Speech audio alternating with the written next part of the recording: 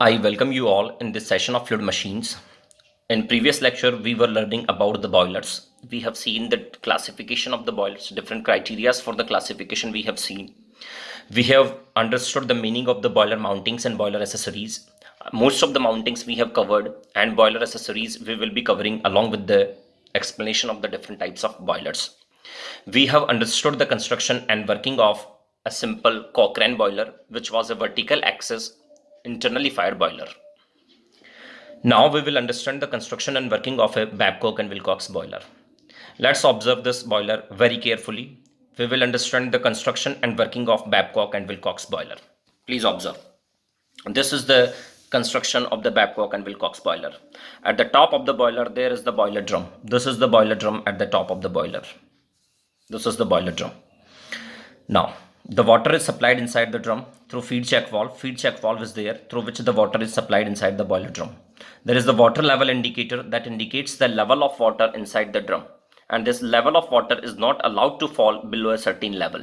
So through feed check valve, water is supplied inside the boiler drum and there is a water level indicator to indicate the exact level of water inside the boiler. Other accessory mountings are there. Pressure gauge to measure the pressure of the steam generated.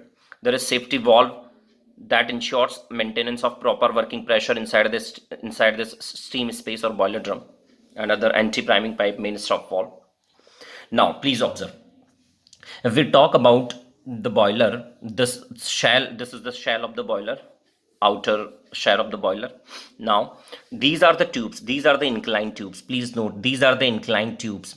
These tubes are inclined around at an angle of 15 degree. The angle of inclination is around 15 degree. These tubes are inclined at angle of 15 degree with the horizontal, and these tubes are meant for carrying water. These tubes are meant for carrying water, means water flows through these tubes in this direction. Water flows through these tubes in this upward direction. Now, therefore, Babcock and Wilcox boiler is a kind of water tube boiler because through the tubes water is flowing. Through the tubes water is flowing. Therefore, it is a water tube boiler. This is the firebox. This is the firebox or furnace where coal is fired. The grate is the platform over which the coal is fired inside the furnace. So the coal is fired over here inside the furnace. Now please note, when coal is fired over here, hot flue gases are generated from the combustion of the coal.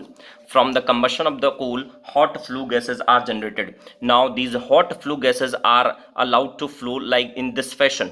The hot flue gases are flowing around these tubes.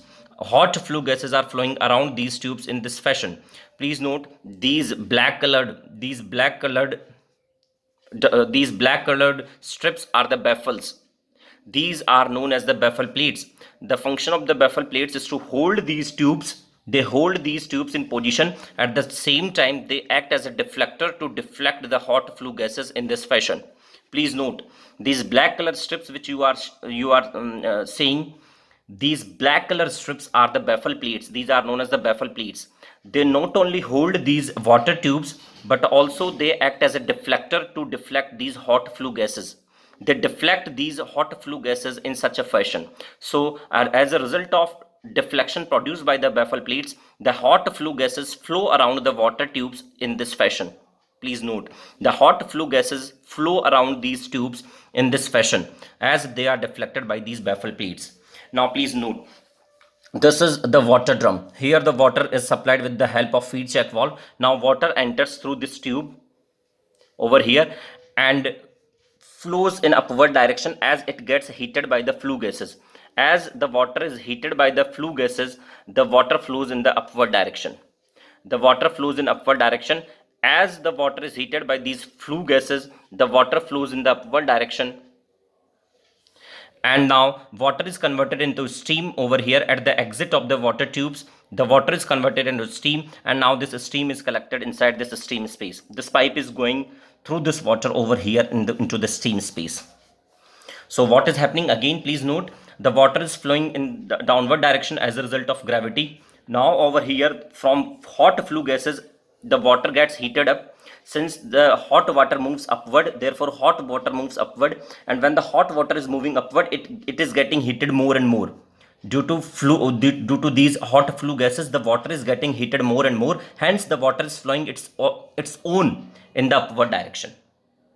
Please note very carefully. So water is coming over here. It is flowing through the top, through the tubes, and now over here the water is converted into steam, and steam itself runs an upward direction and collected into this steam space. This pipe goes through this water into the steam space. So steam is collected into the steam space. Please note. So it is a kind of water tube boiler where water is flowing through the tubes and the steam is collected over here. Now please note. After that, steam is supplied through this anti-priming pipe into the superheater section, superheater tube. This is the superheater tube, and this superheater tube is again passing through hot flue gases. The superheater tubes are mounted. This is the superheater tube which is mounted in the path of the hot flue gas. So please note, when the steam has been generated, now steam is supplied through this anti-priming pipe into the superheater tubes. In anti-priming pipe, any water droplet which are suspended into the steam are absorbed. Through this anti-priming pipe, any liquid droplets which are suspended into the dry steam are absorbed. And now dry saturated steam enters the superheater tube. Dry and saturated steam enters the superheater tube, and when this dry saturated steam absorbs heat from these hot flue gases, the dry saturated steam is converted into the superheated steam. I would like to tell you that you are supposed to differentiate these two things: dry saturated steam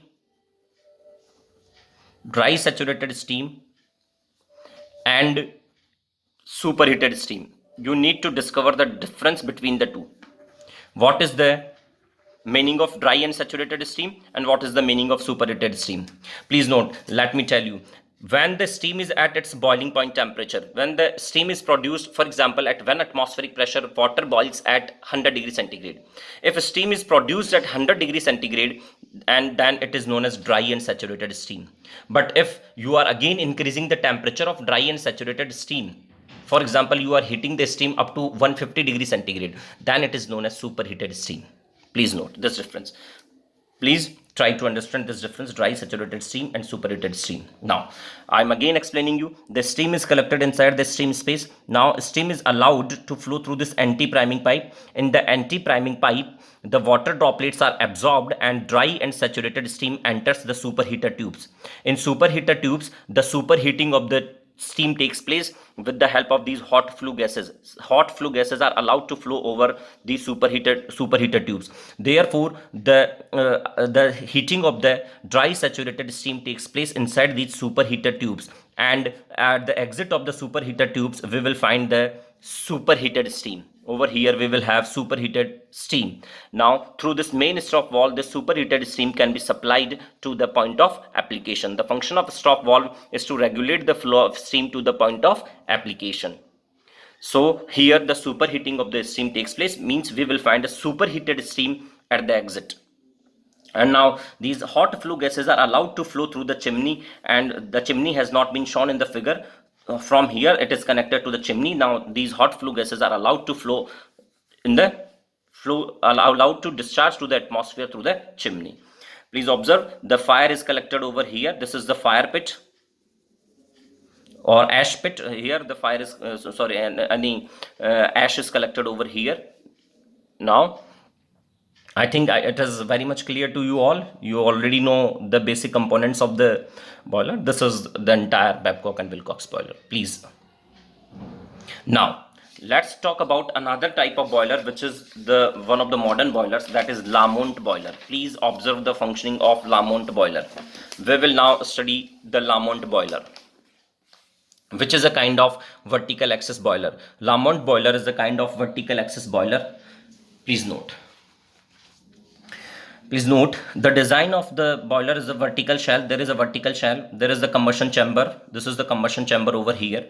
Please note, an air preheater is mounted over here. This is the fan through which air is forced to flow inside this combustion chamber. There is air preheater at the top. The flue gases are flowing in a vertical upward direction. Here inside the combustion chamber, the flue gases are generated. Please note, here inside the combustion chamber, the flue gases are generated, and now these flue gases are allowed to flow in vertical upward direction. The flue gases are flowing in vertical upward direction. Now in the path of the flue gases, we are having some different sections. This is the air preheater. This section is known as the air preheater, which is mounted just before the flue gases are going to discharge to the atmosphere. Over here, air preheater.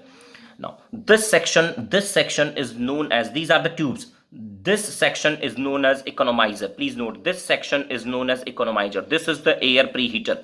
This section is known as economizer section. This section is the superheater section. We earlier just talked about the superheater. This is the superheater section. This is the superheater section. This is known as the evaporator section. Please note, this is the evaporator section. In evaporator, the formation of the steam takes place. In the evaporator, the formation of dry saturated steam takes place. So this is air preheater section, this is economizer section, this is superheater, and now this is evaporator. This is evaporator. Now please note, first of all, what happens? A fan is there, and fan forces air to flow inside the combustion chamber. Air comes inside the combustion chamber. So air is preheated. Please note, when the flue gases are about to discharge through the chimney, an air preheater has been mounted. So the heat which is going to be wasted through these flue gases, that heat is utilized inside the air preheater to heat up the air. Please note, the flue gases are about to discharge through the chimney. Now whatever the heat is carried by the flue gases is going to be waste to the atmosphere. So to utilize that waste heat, we are using an air preheater over here. The function of air preheater is to preheat the air. Now this hot air is supplied inside the combustion chamber for combustion of the coal. Now the hot air is supplied inside the combustion chamber for combustion of the coal. So function of air preheater is to preheat the air by utilizing the waste heat of the flue gases. Okay, I think clear. It is clear to you. The function of air preheater is clear to you. It utilizes the waste heat of the flue gases to preheat the air. Now this hot air is supplied inside the combustion chamber for purpose of combustion. Now please note, the feed water first of all enters the economizer tubes. The feed water first of all enters these economizer tubes. Now what happens? Again, in the economizer tubes, the hot flue gases are allowed to heat up the water. Means the waste heat of the flue gases is utilized to preheat the water. The economizer acts as a water preheater. Please note, the flue gases which are about to discharge through the chimney, the heat of such flue gases is utilized over here inside the economizer section. So please note, the feed water is supplied from here. The waste heat of the flue gases is utilized inside the economizer to preheat the water. Now the water is preheated, and it is supplied inside this steam separator, or you can say it is a kind of boiler drum. Here now the water is supplied. Here the hot water, preheated water is supplied. The water has been preheated inside the economizer section by using the waste heat of the flue gases, and now the water is supplied inside this drum, which is known as steam separator. Please note, from here the water is supplied with the help of a centrifugal pump inside this evaporator section. From here, this hot water, which is preheated water, the preheated water is supplied with the help of a centrifugal pump inside this evaporator section. This is the section where the phase change takes place. This evaporator section is the section where the phase change takes place, and the water is converted into the steam, and steam is supplied again into this steam separator. Please understand carefully. First of all, water is coming from here. Water is preheated inside the economizer section. And now water is sent to this steam separator. From here, water with the help of a centrifugal pump is allowed to flow through this evaporator section. Inside the evaporator section, the phase change takes place. That is, the formation of steam takes place. Means the steam has been formed inside this section. The water has been converted into dry and saturated steam inside the evaporator section. In evaporator section, water converts into dry and saturated steam. So water has been converted into dry saturated steam, and now this steam is again sent back to this steam separator. Now please note, this dry and saturated steam is now supplied through this superheater section, is allowed to flow through this superheater section. Now this steam, dry saturated steam, is allowed to flow through this superheater section, wherein the superheating of the steam takes place, and now the superheated steam can be supplied to the point of application. The superheated steam is supplied to the point of application. I think it is clear to you. So if you note, this air preheater, this economizer, and superheater, these three are the important boiler accessories. Our formation of the steam takes place inside the evaporator, but with the help of these three accessories, we have utilized the heat of the flue gases, which is going to be wasted when the flue gases are discharged to atmosphere. Please note, the formation of the steam takes place over here. Now the flue gas, if these three sections would not have been there, then the flue gases would have been discharged through the chimney, and the intense amount of heat has been carried by the flue gases because they are very hot. So the heat of the flue gases is going to be wasted if these three sections would not have been there. Now with the help of these three sections, we have utilized the heat of the flue gases, which are going to be wasted. So waste heat of the flue gases is utilized in these three sections. So I am again repeating, water enters inside the economizer section first. In the economizer section, the preheating of the water takes place. Economizer is a water preheater. Now water is sent to the steam separator or boiler drum, you can say steam separator. From here, water is sent to an evaporator section. Inside this evaporator section, the formation of the steam takes place, and the steam is again sent back to the steam separator. From here, this dry saturated steam is supplied to the superheater, and superheated steam comes out of the superheater. So in these three sections, we are utilizing the waste heat of the flue gases. Therefore, these three sections are known as the boiler accessories.